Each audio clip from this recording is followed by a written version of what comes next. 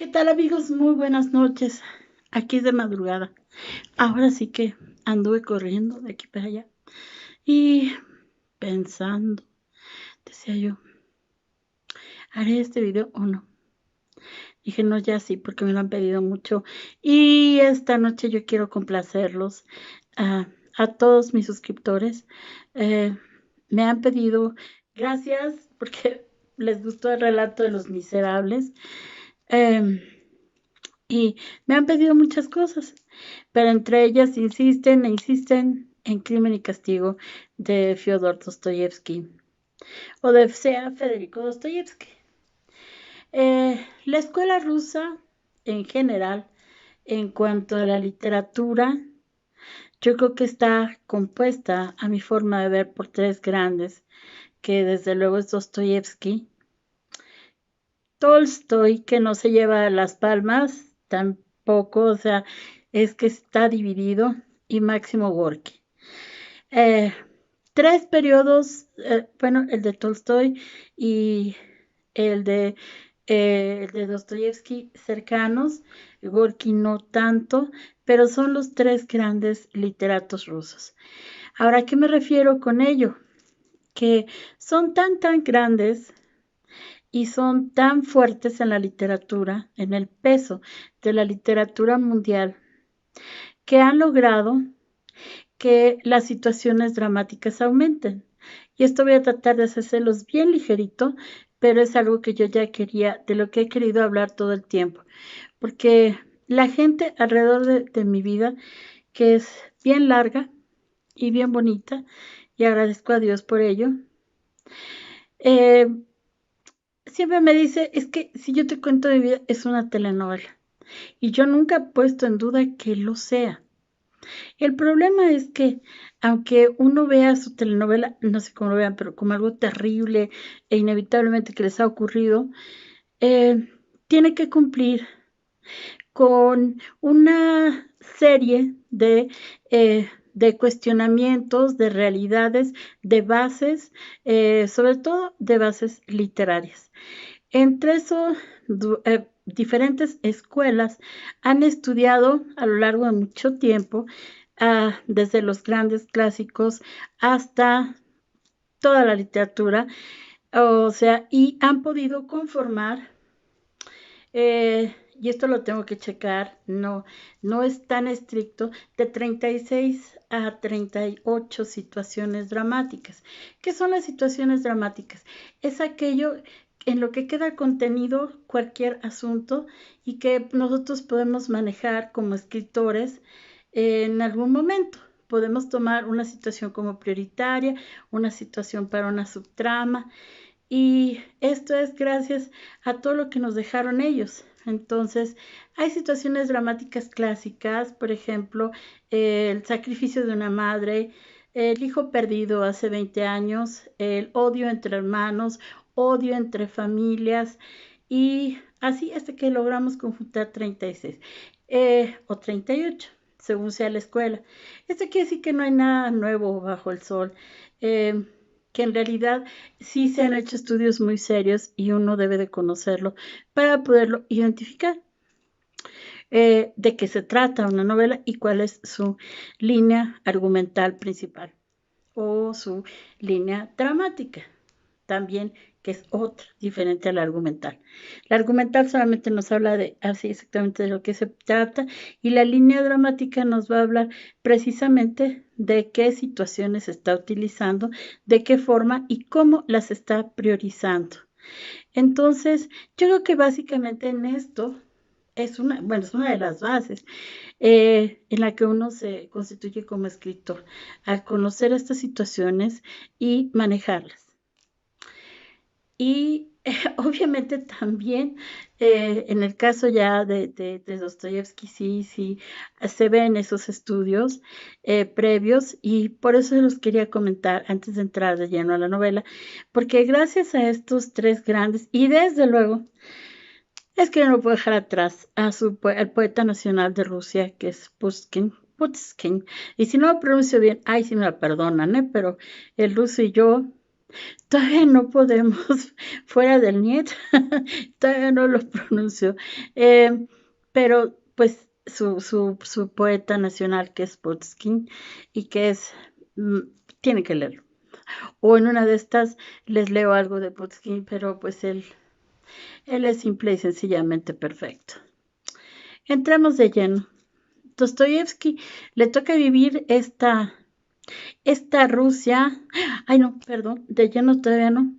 Déjenme decirle que a raíz de que se estudian estos tres de la literatura, estos tres máximos de la literatura, eh, Tolstoy, que bueno, Tolstoy pasó con una vida muy amable y muy afable.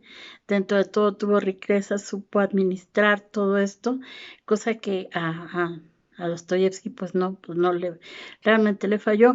Y Máximo Gorky, que es una literatura preciosa porque entra él directamente a la creación de la pieza.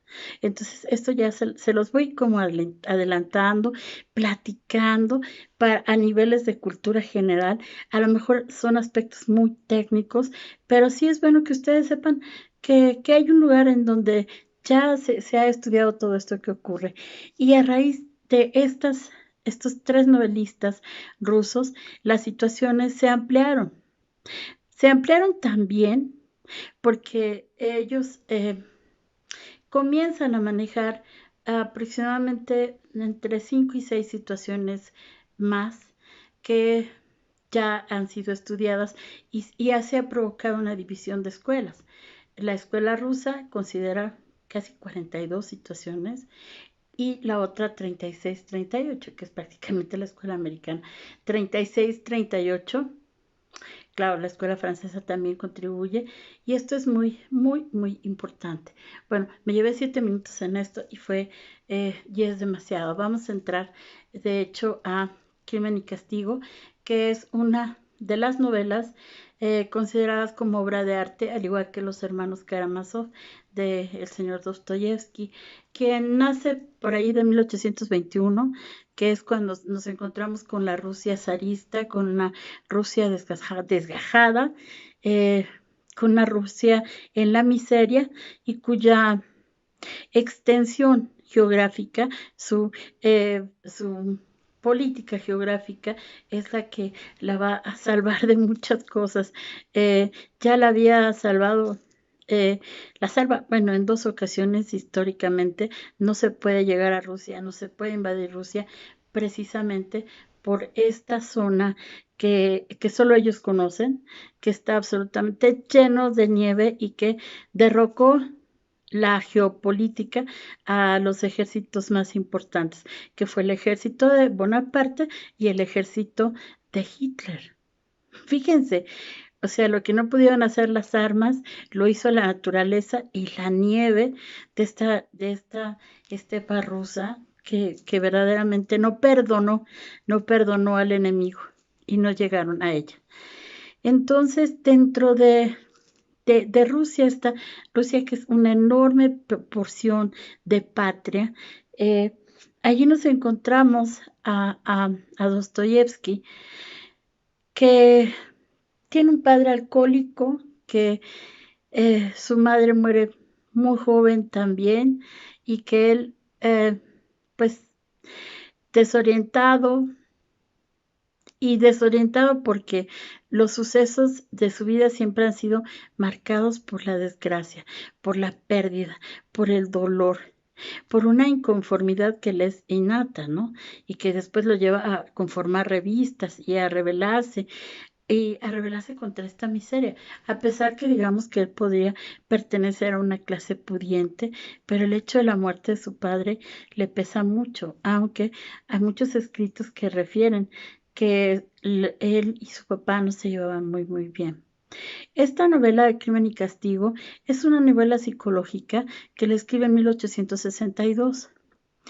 Eh, y que además ya encontramos a un Dostoyevsky maduro que nos va a hablar del crimen y del crimen como una posibilidad humana que todos tenemos y que todos traemos. Sí, aunque a ustedes les parezca esto una locura, todos somos capaces de matar, porque en algún momento se activa nuestra parte animal. Aunque nosotros somos unos seres conscientes, pensantes, no, tenemos una parte animal muy ligada a la territorialidad y muy ligada a, no ni a pensamientos ni a sentimientos, sino simplemente a emociones que se actúan, que se activan. Por eso, en torno a esto va a girar crimen y castigo.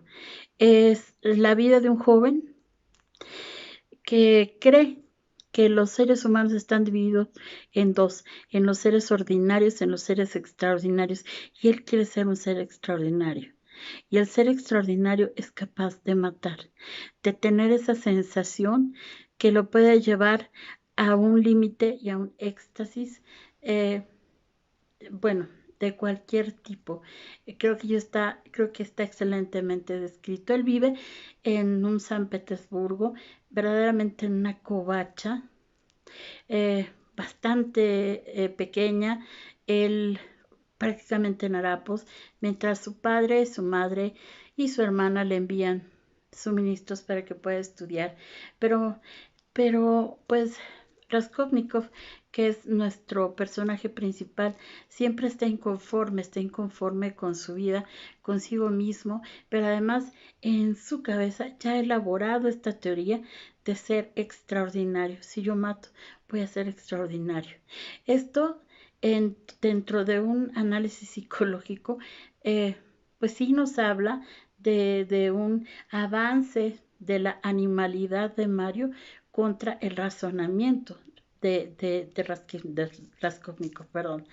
Ah, me cuesta mucho trabajo su apellido y su nombre, oh Dios. Y también lo enfrenta a convivir con muchas ideas de Dios. Dios está presente a lo largo de toda la novela de Dostoyevsky. Aunque la anécdota es realmente, no es pequeña, es terriblemente psicológica en todos sus aspectos. Desde que te presentan al personaje, desde que Dostoyevsky te enfrenta a él, lo que sientes por él es una piedad infinita. Pero cuando lo empiezas a oír hablar de esta calidad que lo hace ser extraordinario y que puede ser una cualidad, el matar, entonces te das cuenta que estás ahí con un asesino en potencia que tiene una psicología totalmente confusa, pero que Dostoyevsky la transforma en su propia psicología. Dentro de los autores que yo he leído, a mí me agrada Dostoyevsky porque es transparente como el papel.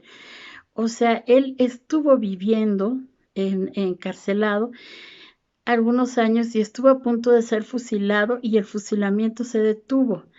No hay escritor o no vemos escritores que a pesar de que la obra sea bajo que nos la manden a hacer, en fin, como sea, nosotros vamos dejando un pedacito de nosotros mismos. Y esto en Dostoyevsky es clarísimo, él es como un papel así, maravilloso, porque se refleja todo todo lo que le ha pasado, todo lo que ha vivido en sus personajes. Entonces, sí es un autor que toma su personaje, se mete en él y nos cuenta su historia a través de ese personaje. Él sí estuvo detenido e incluso fue sentenciado a muerte y después conmutada su muerte.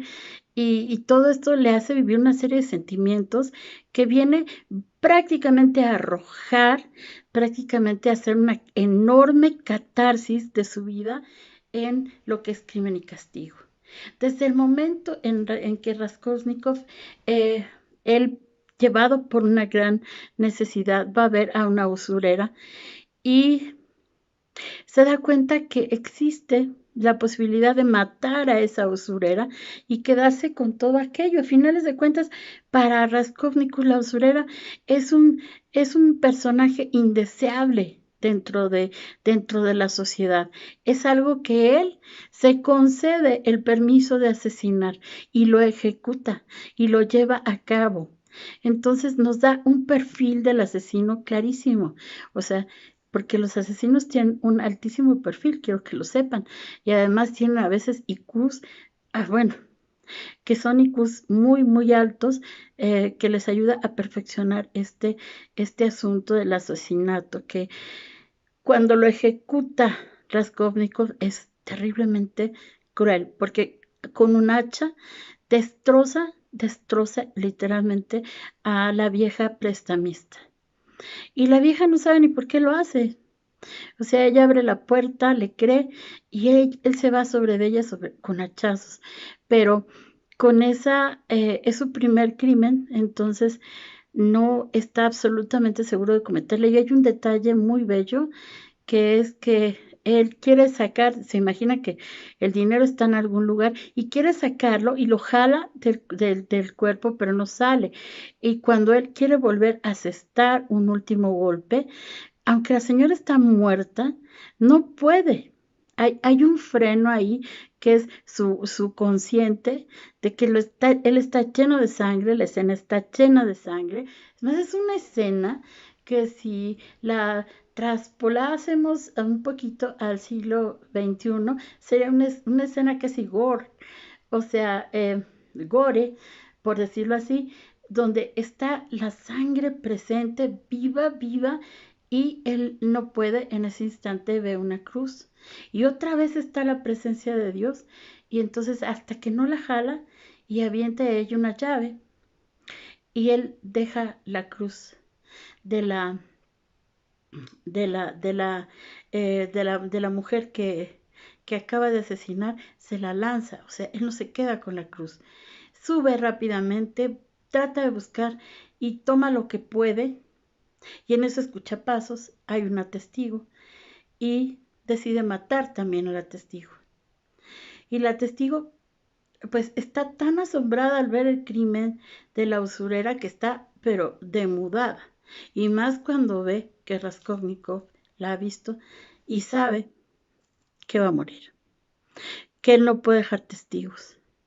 Y prácticamente se deja matar de un hachazo. Ay, lo cual así llena la escena de sangre, sangre, sangre por todos lados. Sangre que Raskolnikov va a soñar todo el tiempo. Y que lo va a traer en su memoria, en su mente, en sus manos, y que va a llegar a ser su obsesión y tal, y su pecado que se renueva cada instante en su mente. Y él sale corriendo, de pronto escucha que hay un pintor, que esta mujer había contratado unos pintores, y se mete por otro lugar, pues ya vienen además a preguntar por ella, pero él se escabulle hábilmente y digamos que con mucha suerte, porque para hacer su primer crimen estaba muy mal planeado. Entonces él se va desesperado y en algún lugar entierra lo que ha robado y se da cuenta que pues, su robo ha sido menor, o sea, no ameritaba la muerte de dos personas, pero él era un ser extraordinario. Había logrado matar, había logrado cometer un crimen, si no perfecto, un crimen al fin y al cabo. Y entonces busca su lugar en donde esconder su delito, ¿no? O aquello que serían las pruebas del delito, que son unos cuantos relojes, unas pulseritas, o sea, nada que ver con lo que en verdad había dejado en la casa de la usurera, porque como no supo buscar, él posteriormente se entera que había una cantidad impresionante de rubros y que los tuvo casi enfrente, o sea, y que tuvo que ir a abrir esa llavecita fue hasta cierto punto su perdición. Y esa llave y las dos cruces. Por eso es que la presencia y el acercamiento con Dios de Dostoyevsky está aquí muy presente, porque él es Raskolnikov. Entonces, en ese momento, pues, cuando lo oye, dice, es que en verdad fue un primer crimen y no lo hice bien, pero no fue un primer crimen, fueron dos crímenes. Y él dice, pues, pero ya lo hice. En ese momento le llega la carta de su madre. Y Rodian, fíjense, es que me estaba confundiendo con ese Mario de los Miserables, me olvido. Rodian Raskolnikov, R con R. Le llega una carta de su madre en donde le dice que su hermana tiene que sacrificarse, pues para que él pueda seguir en San Petersburgo. Y dice, no, pero ¿cómo? O sea, mi hermana se va a casar sin amor y todo esto, y son el proceso de culpabilidad que le cae encima, eh, y querer luchar contra su destino, que él ve inminente. Es ya un asesino, es un ser diferente, ¿no? Es un ser distinto a todos, porque conoce el placer del crimen, porque el crimen sí le trajo placer. Y eso habría que revisarlo y analizarlo muy seriamente en las hojas posteriores al crimen que él comete, y todo lo que él suda, todo lo que él escucha, todo lo que se va, llenando, digamos que entretejerse del Eros y el Thanatos, o sea, en la figura de Raskolnikov. O sea, sí hay un placer al dar muerte a un ser humano, y eso le espanta. Y se dirige a Dios. No pide perdón, porque él está en otro rango de ser humano. No pide perdón, pero a punto sí está. Ay, entonces eh, va a una taberna y allí va a conocer al papá de Sonia, eh, que es un borrachín, que le dice que se gasta todo su dinero mientras su hija se prostituye. Y que, pues, pues ni modo, que la vida es así, o sea. Y le dice, pues, ¿qué edad tienes tu hija? Y me parece que le contesta que 18. Y que se llama Sonia. Y él siente empatía con la historia de este hombre, que le dice, mira, pues toda la prostitución de mi hija, todo lo que ella hace, y yo aquí tomándomelo todo, porque no sé hacer otra cosa, no sé cómo revelarme ante el destino. Estas pláticas de cantina lo hacen encontrar a un ser parecido a él, tan bajo como él, y se identifica de inmediato con él, lo lleva a su casa y ahí comienzan a relacionarse ellos dos. Pero él todavía no ha visto a Sonia, todavía no, eh, todavía no la ve. Eh, Empiezan a correrse las voces de que la policía pues, está buscando quién asesinó a la usurera, y él regresa a la escena del crimen y comienza, cuando ve aquello, que ya la policía ya limpió la escena del crimen. O sea, él dice, ¿por qué lo limpiaron? Si esto está vacío, asado. Y hay alguien que lo escucha. Entonces dice, bueno, ¿y por qué sabe todo? Y dice, bueno, es que yo estuve ayer, vine a traerle unas cosas, y ya no sabe cómo salirse, porque se da cuenta que se está delatando solo, que no puede más con el crimen, que el crimen le está pesando más a él que a nadie. Y se sale, ya no quiere meterse más en problemas, porque dice que pues evidentemente él va a ser una de las gentes que va a ser llamado a testificar, porque fue de los últimos que estuvo ahí, y esta mujer todo anotaba lo que prestaba y por qué lo prestaba. Entonces, bueno, llega a... hay una escena muy intensa también, en que él conoce al prometido de su hermana, y, y él hace burla de su situación, y y esto a él le desespera, porque en ese momento vuelve a sentir, esto ya está dentro de las novelas, no en los resúmenes, está dentro de la novela, vuelve a sentirse superior y a quererlo destruir. Quiere volver a hacer un crimen, a cometer un crimen, porque le dice, imagínate, o sea, el tipo este que asaltó a la usurera, que de veras es un cretino que se ve que es su primera vez, hombre, pues dejó lo más importante y eso no lo hubiera hecho ningún asesino que tuviera un poquito de cerebro. Y lo ofende, y ofende esa personalidad que Raskolnikov ha tomado. Y esto pues lo, él lo enoja y quiere luchar contra esa situación y lo quiere hacer. Bueno, llevamos 25 minutos, se los voy a cortar y regreso inmediatamente para seguir contando Crimen y Castigo.